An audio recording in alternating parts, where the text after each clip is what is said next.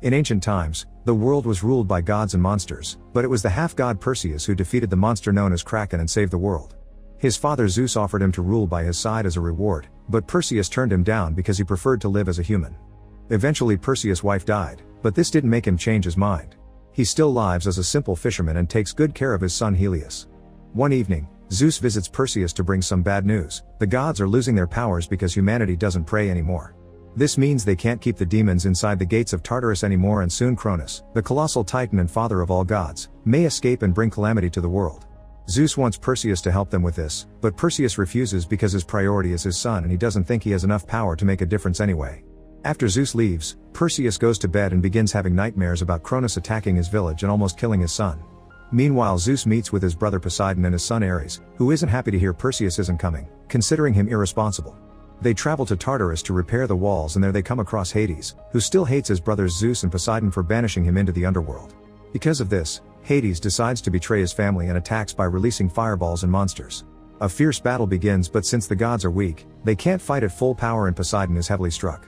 Zeus is distracted by his brother's loss and Ares takes the chance to knock out Zeus to join Hades instead.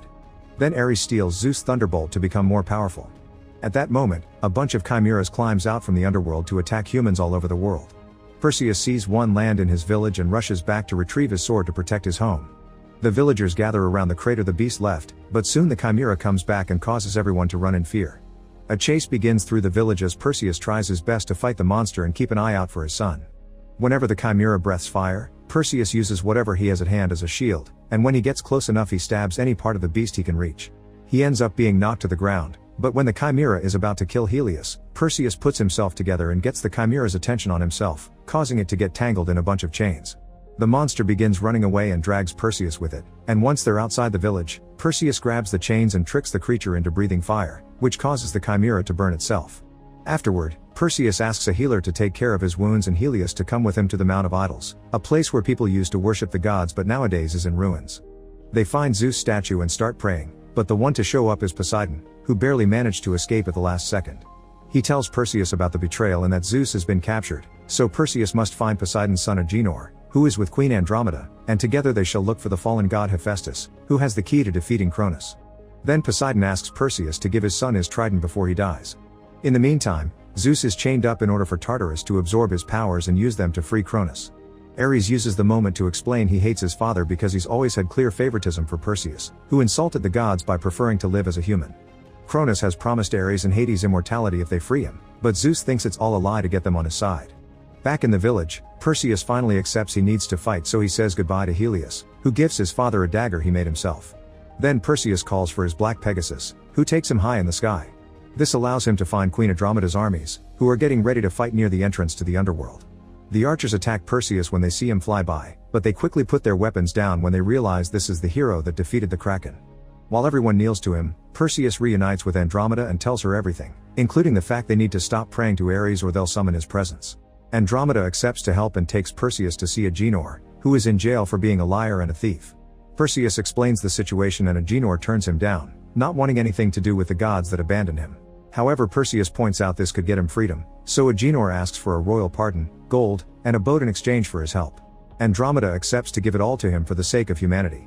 Later on Agenor's new boat, Andromeda learns that Hephaestus was the one that made Poseidon's trident, Hades' pitchfork, and Zeus' lightning bolt.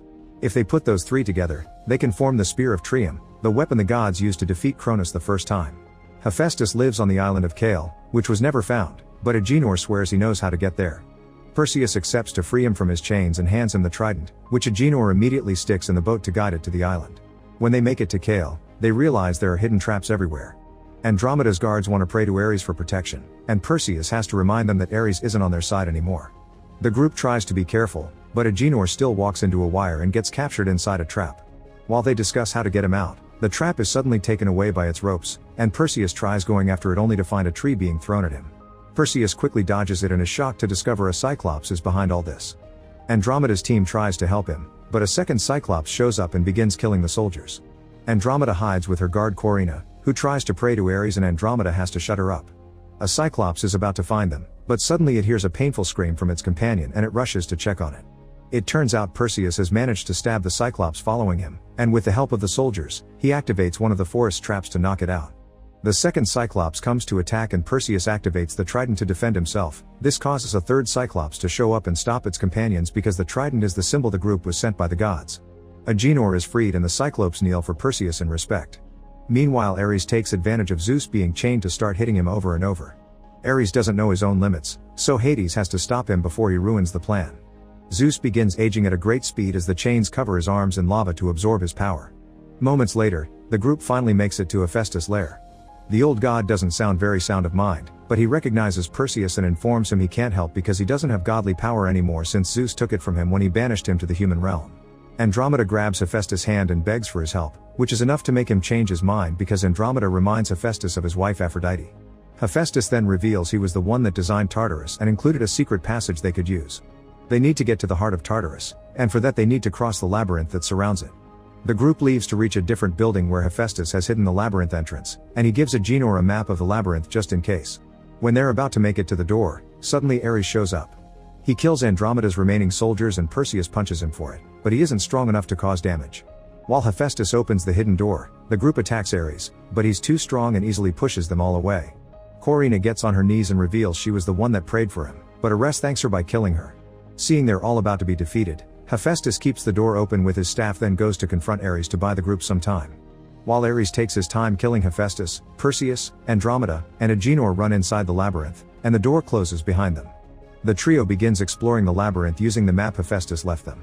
Perseus keeps hearing a voice calling his name and asking for his son, and Andromeda sees a vision of Corinna that runs away from her.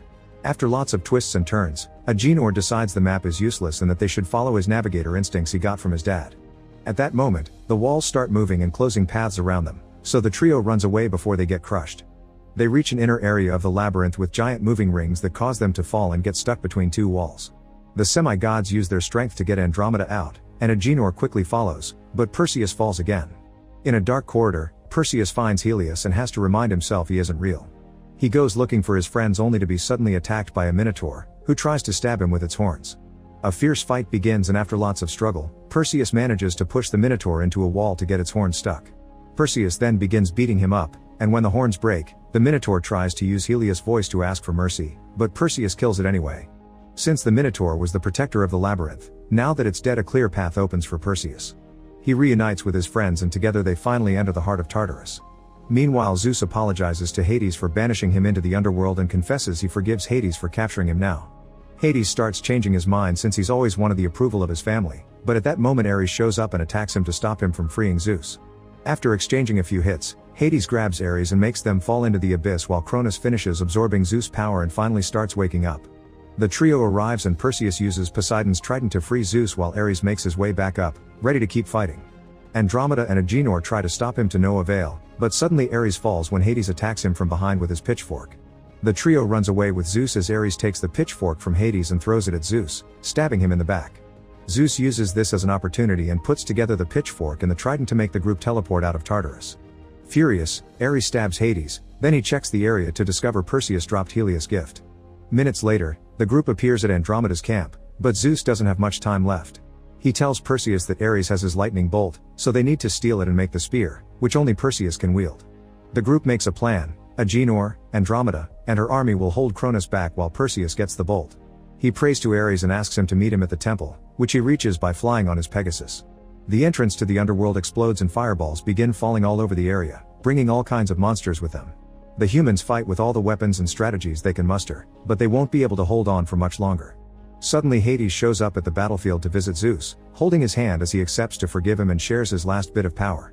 This makes Zeus look young again and heals his wounds. Then both gods join the fight, bringing down monsters as if they were flies. Meanwhile, Perseus arrives at the temple and discovers Ares has brought Helios, because he wants him to watch his father be taken away like Ares had to watch his own. A fierce fight begins between the brothers, but it's easy for Ares to overpower a semi-god. When Ares is about to kill Perseus, Helios comes forward with his dad's sword, which distracts Ares. Perseus uses the chance to jump on his brother from behind and steal the lightning bolt, which he then uses to finally kill Ares. Now that he has the three weapons, Perseus puts them together to create the Spear of Trium. Meanwhile, Cronus finishes awakening and appears on the battlefield, so Hades and Zeus concentrate on attacking him. Their power is weak and can't do much, thus Cronus ignores them to start destroying the area instead, shooting lava all over the place. Perseus arrives on his Pegasus, but he can't come closer to strike because of all the raining lava. Hades and Zeus put their powers together to land a good hit on Cronus and give the chance Perseus to fly closer. This enrages Cronus and causes him to hit the land to send a powerful wave toward the gods. Zeus pushes Hades out of the way and puts up a force field, but he isn't strong enough and gets hit back. This distraction is enough for Perseus to dodge Cronus' last lava wave and flies directly into his mouth to stick the spear directly inside his body. The plan works and Cronus explodes until nothing but ash is left behind. The army celebrates and Andromeda is glad to see Perseus flying back alive. Afterward, Perseus reunites with Zeus, who mentions the era of gods is over and thanks Perseus for his help. Since Hades can't buy him any more time, Zeus dies in his son's arms. Then Hades announces he's powerless now, so he'll have to start a new life. Moments later, everyone at camp begins taking care of their wounds. Agenor bonds with Helios because he wants to be a good uncle, and Perseus approaches Andromeda to kiss her. When father and son get a moment alone, Helios admits that after seeing war, being a fisherman doesn't seem so bad. However, Perseus wants him to be ready for the future and decides to pass on his legendary sword. Make sure to subscribe and turn on notifications so you can watch more videos like this. Thanks for watching.